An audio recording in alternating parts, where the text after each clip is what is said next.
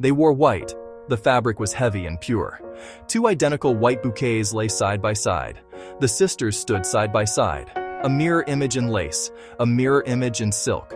Cameras flashed, their light a sudden repeating storm in the grand hall. Both sisters smiled, their lips curved into practiced, perfect arches. Both weddings were held on the same day. A day of celebration, of alliance, of futures sealed and delivered. But behind the bright smiles, a choice had been made for them, not by them. Neither bride had truly chosen the man waiting at the end of the aisle. It was a pact signed by fathers, a strategy drawn up like a map for a new territory. The younger sister was gentle, a girl raised in the soft shade of her family's protection. Her older sister had made sure of it, acting as a shield against the world's sharper edges. People called the older sister a queen.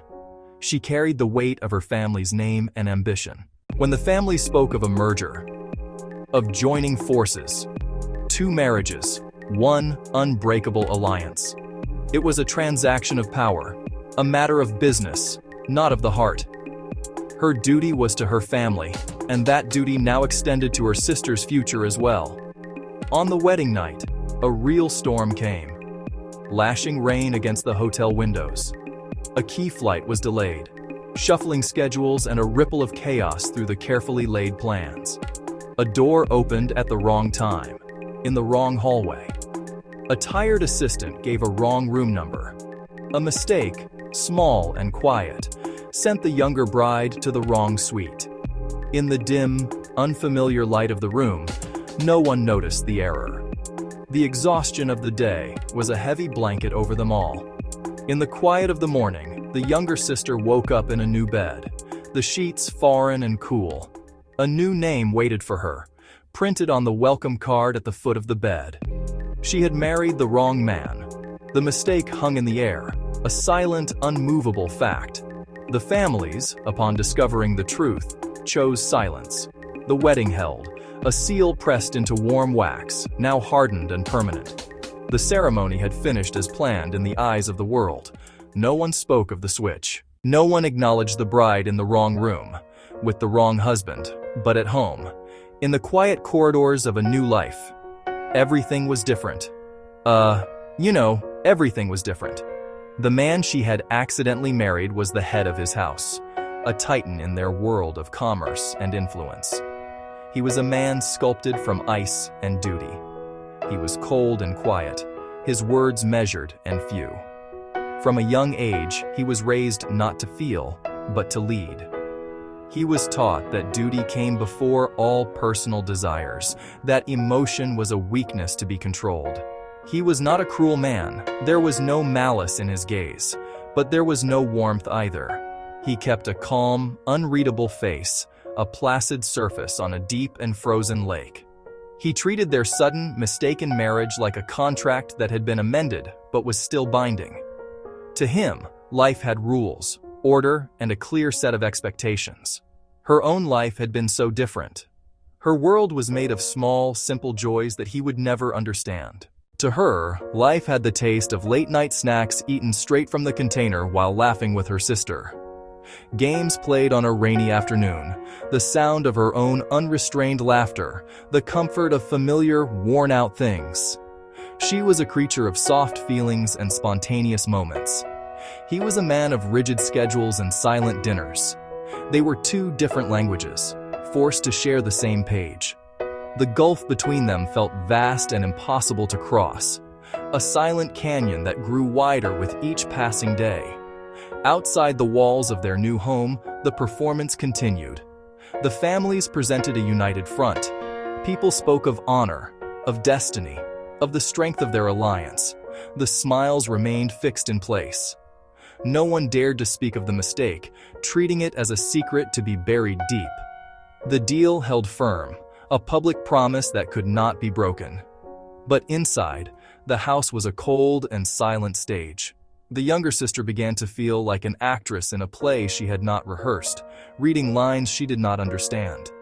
The grand house, with its polished floors and high ceilings, began to feel less like a home and more like a beautifully decorated cage. She tried, with a quiet and desperate sincerity, to fit into this new world. She tried to learn the ways of his house, a place governed by unspoken rules. She learned to stand in a certain way, her posture straight and still, a living statue in his grand foyer. She learned to modulate her voice, to speak with a careful, measured tone that lacked all her natural warmth. She learned how to dress, how to smile on command, and, most importantly, when to be silent. Each new lesson she mastered cost her a small, vital piece of herself. Each rule she absorbed was another line erased from the person she used to be. She was slowly, quietly disappearing. She was slowly disappearing. Her husband did not see her fading. He saw only duty, the performance of it. He praised her adherence to order, her quick study of the house's traditions. He would nod when she greeted his partners with distant politeness. He did not ask what she wanted. He did not ask what she dreamed of. He did not ask what made her heart feel heavy. He did not see her small, tired hands, clenched in dress pockets. He did not hear how she missed her easy, unthinking laugh. He was not a monster. He gave no cruel words. Instead, he gave small, devastating silences. His quiet looks became her judge and jury. Each glance held an unspoken expectation. He had given her a timeline, though he never said it aloud. It was understood. She had 3 months to prove she could be the lady of this house, to carry his name with the same cold grace as the women before her. The pressure was immense, a physical weight on her shoulders. She felt the staff watching, polite but assessing. She felt the hush when she entered a room. She was an imposter. She had only a short time to learn her part before she was found out. The older sister watched from a distance, her new life running parallel. She saw her younger sister changing, shrinking. Once, she danced in the kitchen, clumsy and full of joy. Now, she sat perfectly still at dinner, back rigid, hands folded. Once, late-night snacks and silly gossip, whispers filling quiet hours. Now, lips held in a tight, disciplined line.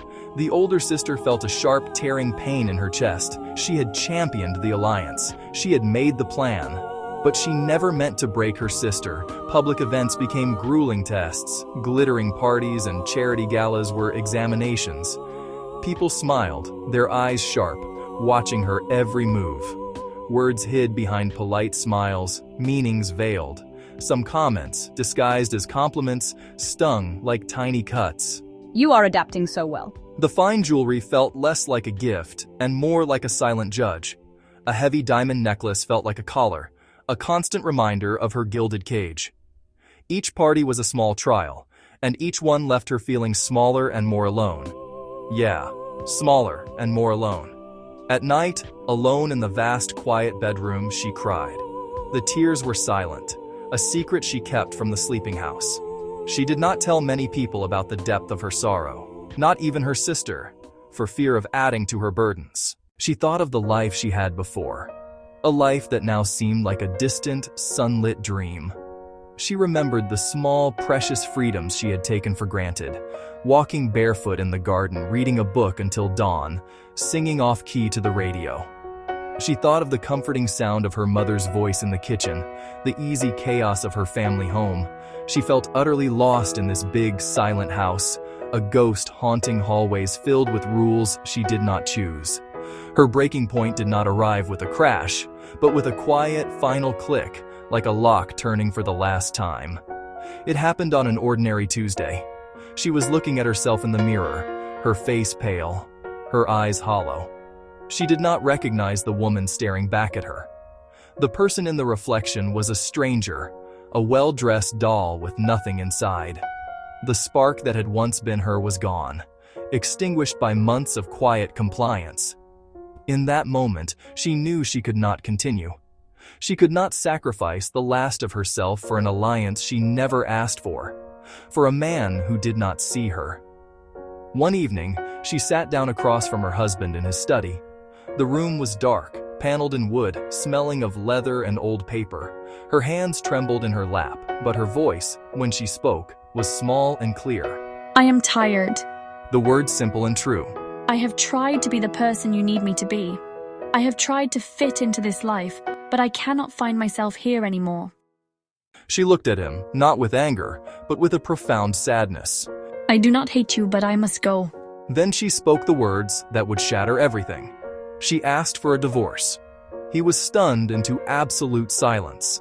He stared at her as if she had spoken in a language he had never heard before. He had assumed she was content. He had thought she understood and accepted the terms of their life. He had mistaken her quiet obedience for agreement. In all their months together, he had never once asked if she wanted the title, the house, the life that came with his name. He had never seen the cost of her compliance, the 1,000 tiny deaths she had suffered inside her own heart to please him. The idea that she would choose to leave was something he could not comprehend. It was not in the rules. The news of her request spread like a crack through a sheet of glass. The families who had worked so hard to maintain their perfect facade were thrown into turmoil. Voices were raised in anger and disbelief. The carefully constructed business plan trembled at its edges. People argued about honor and shame, about contracts broken and reputations ruined. Some called her foolish, a child throwing away a life of privilege. Some, in hushed whispers, called her brave. The older sister stood in a room that suddenly felt too small, the air thick with recriminations. She felt the heavy weight of the choice she had helped make, a choice that had led to this moment. In her sister's rebellion, she felt both a sharp pain and a fierce, unexpected pride. In the end, the younger sister chose herself. It was a quiet and resolute decision. She chose her own truth over the polished image everyone else demanded. She chose to reclaim her small, irrepressible laugh and her love for late-night snacks. She chose to leave behind the immense wealth and social standing for the simple, priceless right to be herself. The grand house kept its cold rules. The powerful family kept its wounded pride. But she stepped out from under their heavy shadow and into a life she could finally shape with her own two hands. The world outside was uncertain, but it was hers. Love, when it eventually found her, came in a new and unfamiliar form. It was not the dramatic, picture book love that people perform in public. It was not a grand passion that swept her off her feet. Instead, it was quiet. It was listening more than it was speaking. It was a slow and patient process of change and understanding. It waited for her, and it learned her. For the first time, love looked not like a palace, but like a simple room with the windows thrown wide open. She could breathe there. The air was fresh and clean. A softer hope for real happiness had finally begun to settle in her heart. This is not a story about money or power, though it is filled with both. It is a story about freedom. It is a story about the quiet courage of a woman who refused to become a shadow in her own life. She learned that sometimes the bravest and most necessary act is to simply leave the room where you are losing yourself, piece by piece. Sometimes true love is not something you fall into, but something you grow toward. And sometimes it is worth waiting for, no matter the cost. Her choice was not an ending, but a true beginning. This is not a story about marrying rich. It is a story about learning that love without freedom is just another cage, and sometimes the bravest thing you can do is walk away before you forget who you are. And in that open space, love is willing to listen, willing to change, and willing to wait.